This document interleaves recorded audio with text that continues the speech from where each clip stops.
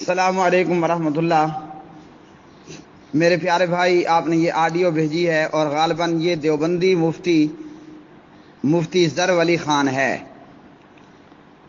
نام بڑا سنا تھا کہ یہ کو بہت بڑے عالم دین ہیں۔ دل تو میرا یہ چاہتا ہے کہ پارلیمانی آداب کو ایک سائڈ پر رکھ کر اس آڈیو کا جواب دیتے ہوئے اس کے لیے جو الفاظ ہو سکتے ہیں وہ میں استعمال کروں، لیکن پارلیمانی آداب کو ملحوظ خاطر رکھتے ہوئے میں اپنی زبان پر کنٹرول کرتے ہوئے جواب دینے کی کوشش کروں گا۔ تقلید کے حوالے سے یہ دیوبندی مفتی ظفر علی خان جو بات کہہ رہا ہے اس کا جواب تو الحمدللہ بحمد اللہ تعالی میں دیتا ہوں، لیکن اتنا سن لیجئے، یہ صرف جاہل ہی نہیں ہے، یہ جاہلوں کا بھی سردار ہے۔ اور میری یہ وائس اور میرا یہ جواب واٹس ایپ کی دنیا میں گھومتے گھماتے اللہ کرے کہ اس دیوبندی مفتی مقلد کے پاس پہنچ بھی جائے تو مفتی ظفر علی صاحب اپنی آخرت کو، قبر کو اور اللہ کے سامنے کھڑے ہونے کو یاد کرو۔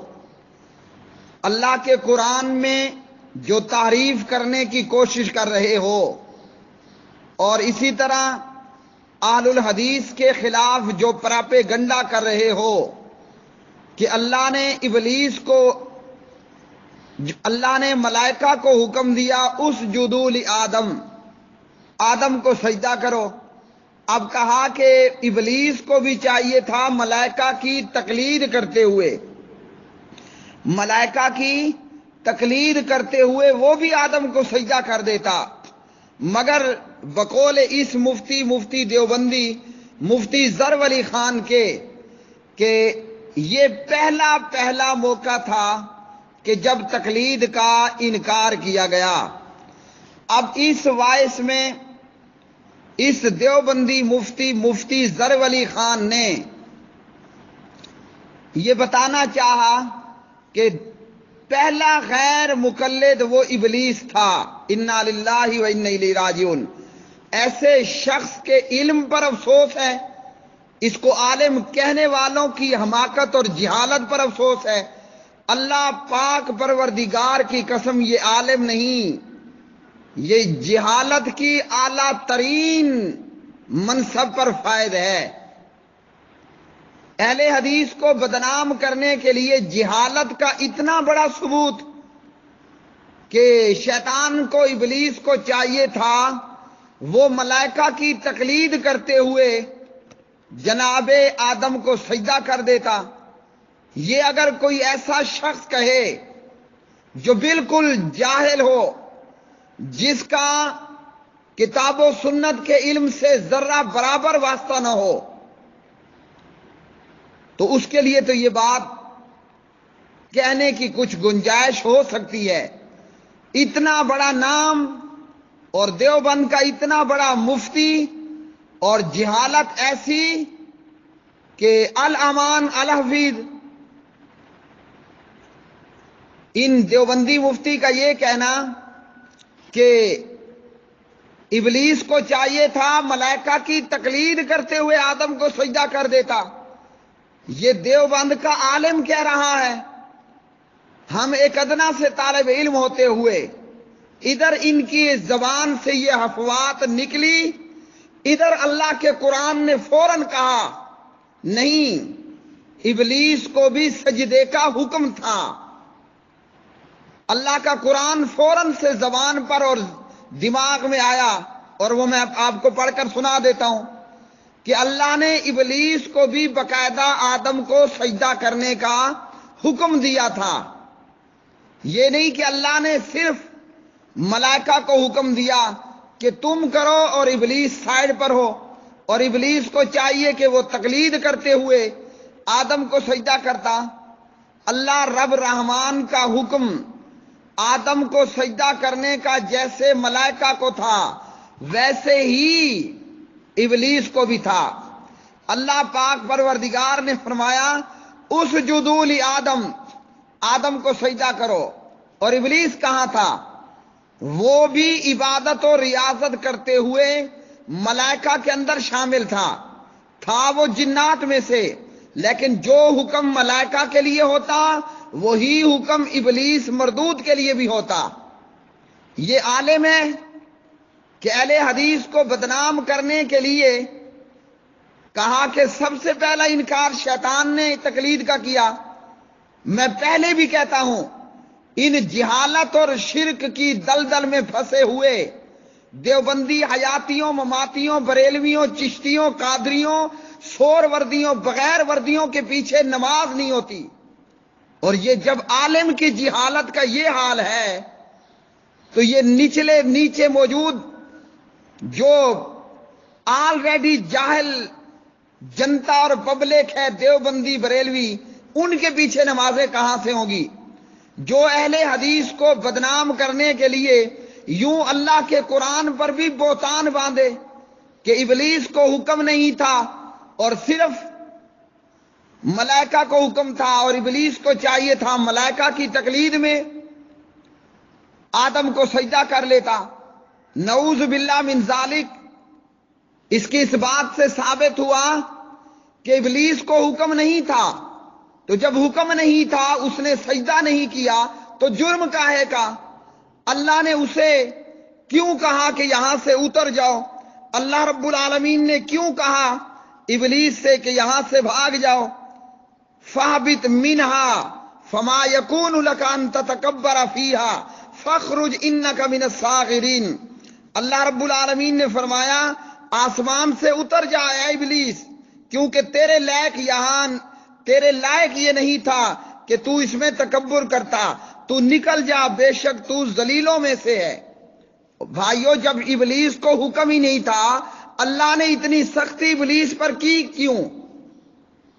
یہ لا حول ولا قوت الا باللہ۔ اہل حدیث کو بدنام کرنے کے لیے اور تقلید کے کینسر میں مبتلا، تقلید کے پینڈکس میں مبتلا یہ دیوبندی، حیاتی، مماتی، بریلوی، چشتی، قادری، سور وردی، بغیر وردی، یقین کیجئے یہ گفتگو کرنے والا اس کے شرم و حیا کا بھی جنازہ نکل گیا، اس کے علم و عمل کا بھی جنازہ نکل گیا، اور جہالت کے اعلیٰ منصب پر یہ لوگ فائز کہ ابلیس کو سجدے کا حکم نہیں تھا۔ آئیے اللہ کا قرآن میں آپ کو سناتا ہوں۔ اللہ سبحانہ و تعالیٰ فرماتے ہیں وَلَقَدْ خَلَقْنَاكُمْ ثُمَّ صَوَّرْنَاكُمْ ثُمَّ قُلْنَا لِلْمَلَائِكَةِ اسْجُدُوا لِآدَمَ فَسَجَدُوا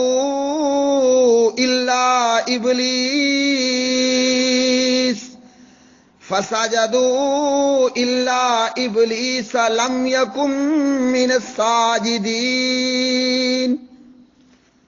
اللہ رب العالمین فرماتے ہیں بلا شبہ ہم نے تمہیں پیدا کیا، پھر تمہاری صورتیں بنائیں، پھر ہم نے فرشتوں سے کہا تم آدم کو سجدہ کرو، چنانچہ ملائکہ نے آدم کو سجدہ کر لیا سوائے ابلیس کے، وہ سجدہ کرنے والوں میں شامل نہیں تھا۔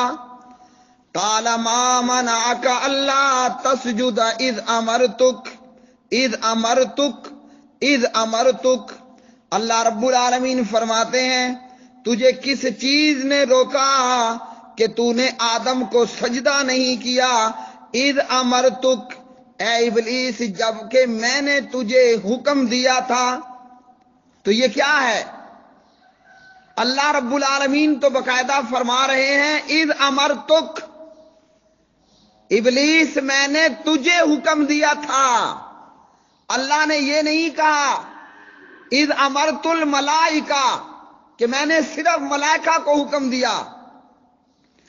اللہ رب العالمین فرماتے ہیں اذ امرتک، ابلیس جب میں نے تجھے حکم دیا۔ تو یہ کا ضمیر ملائکہ کے لیے آئی ہے، یہاں ملائکہ کا نام لیا جا رہا ہے۔ اللہ عرش والے نے خود یہ فرمایا اذ امرتک، ابلیس میں نے تجھے حکم دیا، تو نے آدم کو سجدہ کیوں نہیں کیا؟ قال انا خیر منہ، خلقتنی من نار وخلقتہ من طین۔ ابلیس کہنے لگا میں آدم سے بہتر ہوں، مجھے تو نے آگ سے پیدا کیا اور آدم کو تو نے مٹی سے پیدا کیا۔ تو میرے پیارے بھائیوں، یہ سورہ مبارکہ ہے سورۃ الاعراف، پارہ نمبر ہے اس کا 8، آیت نمبر ہے اس کی 11 اور 12، 11 اور 12 نمبر کی یہ آیات۔ اللہ نے تو بڑے واضح طور پر فرما دیا اذ امرتک، ابلیس میں نے تجھے حکم دیا تھا۔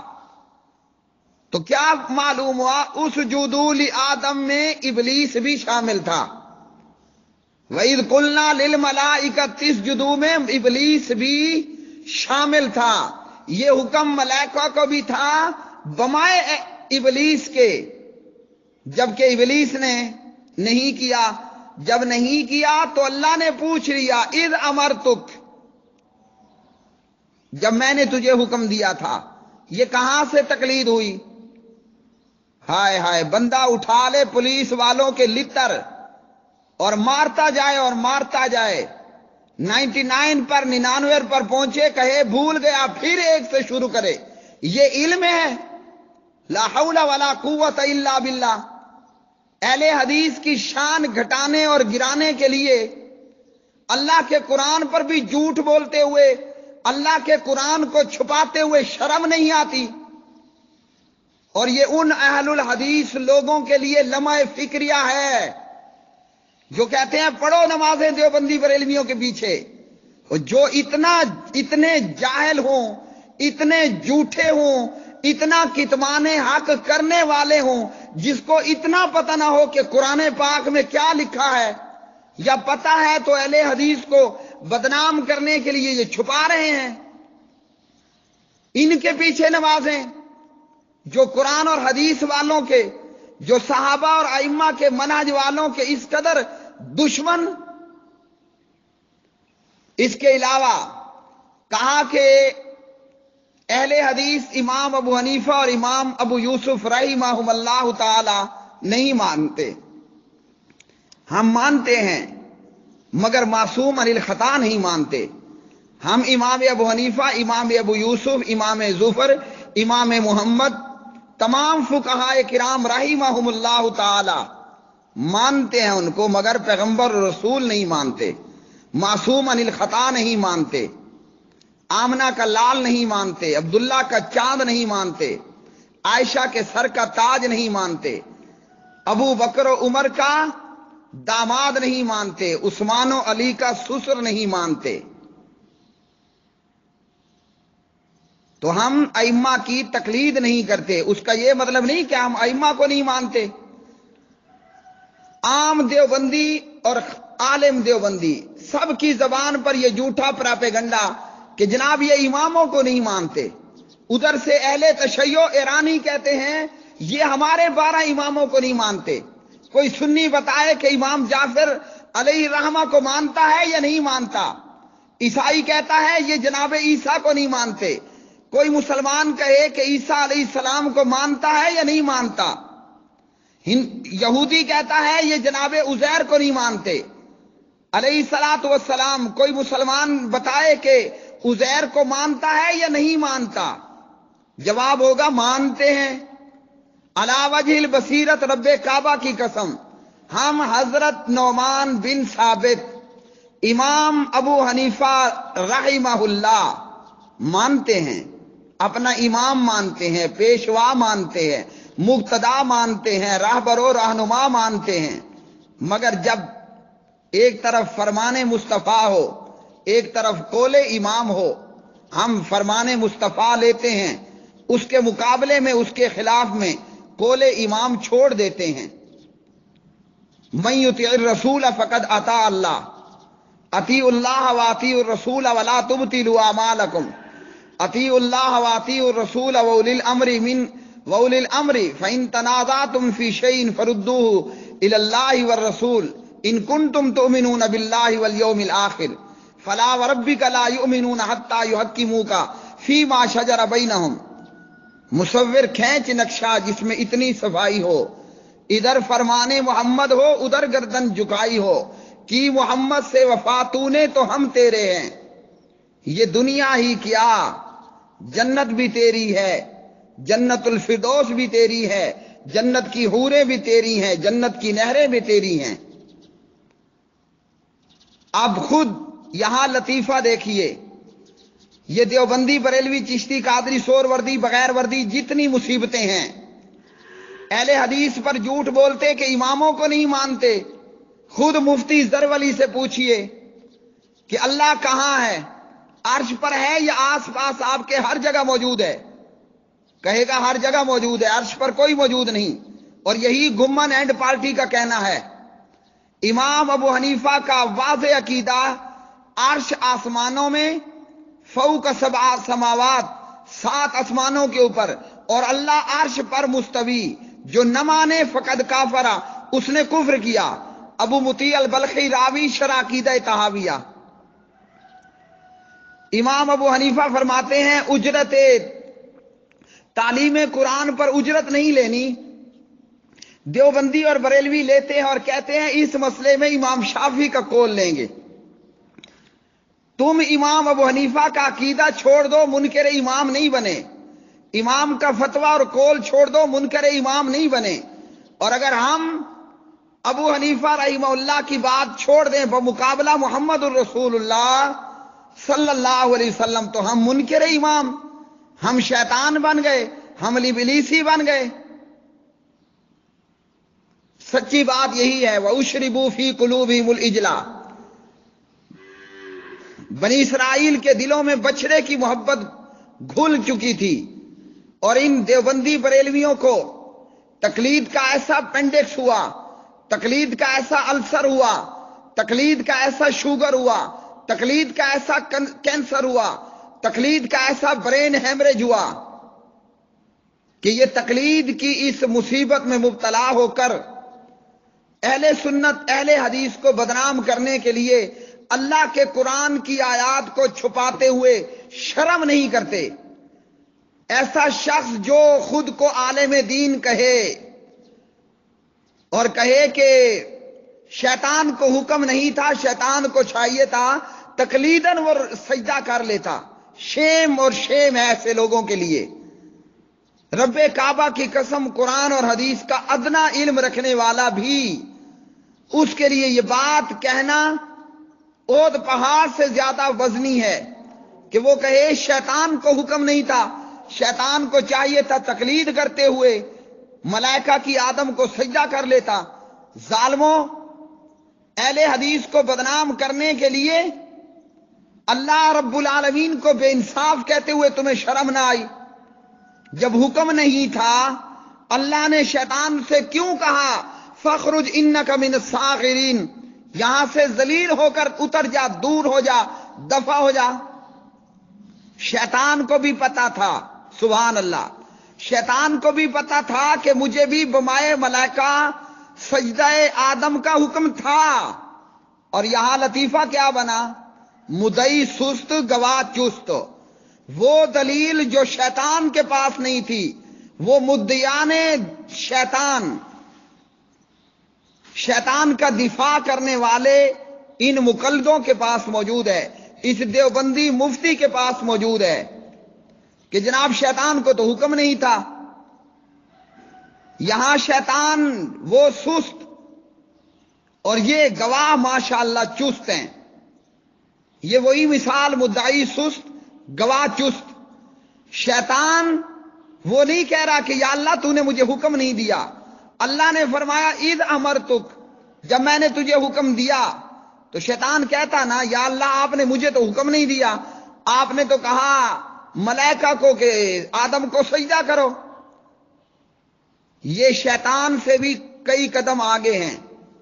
لگتا ایسا ہے کہ اہل حدیث کی دشمنی میں یہ کل شیطان کے بھی گواہ بنیں گے اور شیطان کا دفاع کرنے کی کوشش کریں گے۔ انا للہ و انا الیہ راجعون۔ افسوس اور حماقت اور جہالت کی انتہا کر دی تقلید کے اس ٹاپک کو بیان کر کے اس مفتی دیوبندی نے۔ میں یہ پوچھتا ہوں تا کاف تک لام یا دال تقلید، اللہ نے ان لفظوں کے ساتھ کہاں مومنوں کو، انسانوں کو، مسلمانوں کو کہا کہ تقلید کرو، چار کی کرو، چار میں سے پھر اس کی تقلید کرنی ہے؟ افسوس در افسوس، ڈوب مرنے کا مقام ہے، اور وہ بھی سمندر میں نہیں۔ ہماری سرائکی میں کہتے ہیں چھونی پانی بھر تے اون دے وچ ڈوب مارے، پانی دی چھونی بھر تے اون دے وچ ڈوب مارے۔ اس کی اردو یہ بنے گی چلو بھر پانی لو اور اس میں ڈوب مرو شرم سے۔ یہ علم ہے اور یہ علماء ہیں۔ حماقت اور جہالت کی رب کعبہ کی قسم انتہا ہے۔ واللہ تعالی عالم بالصواب۔